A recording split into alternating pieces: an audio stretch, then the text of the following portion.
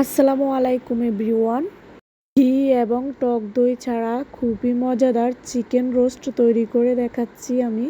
তো চলুন শুরু করা যাক। আগে থেকে লবণ দিয়ে মেখে রাখা চিকেনগুলোকে আমি তেলের উপরে ভেজে নিচ্ছি। আমার ব্রাউন কালার হয়ে আসলে আমি চিকেনগুলোকে উঠিয়ে ফেলবো। তো এদিকে আমি বাদাম বেটে নিচ্ছি।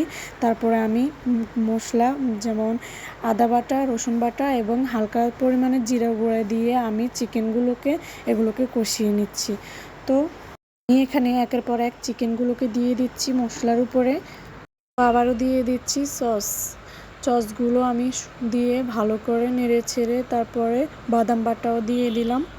তো আবারও আমি দিয়ে দিচ্ছি লিকুইড দুধ দেওয়ার পরে আমি সুন্দর করে এগুলোকে নেড়ে ছেড়ে সবগুলোর সাথে মিক্স করে নিচ্ছি।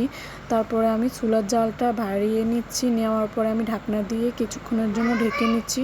অনেকক্ষণ থাকার পরে আমি এগুলোকে আবারও নেড়ে ছেড়ে নিচ্ছি খুব সুন্দরভাবে। আর এদিকে আমার ঝোলটা টানিয়ে আসতেছে। আমি মাখা মাখা করে এই ঝোলটাকে উঠিয়ে ফেলবো। আমার এই সাধারণ মশলাতে চিকেন রোস্টটা কেমন হয়েছে অবশ্যই কিন্তু তোমরা বলবা। আর আমার ভিডিও যদি ভালো লাগে লাইক কমেন্ট শেয়ার করবা। আল্লাহ হাফেজ।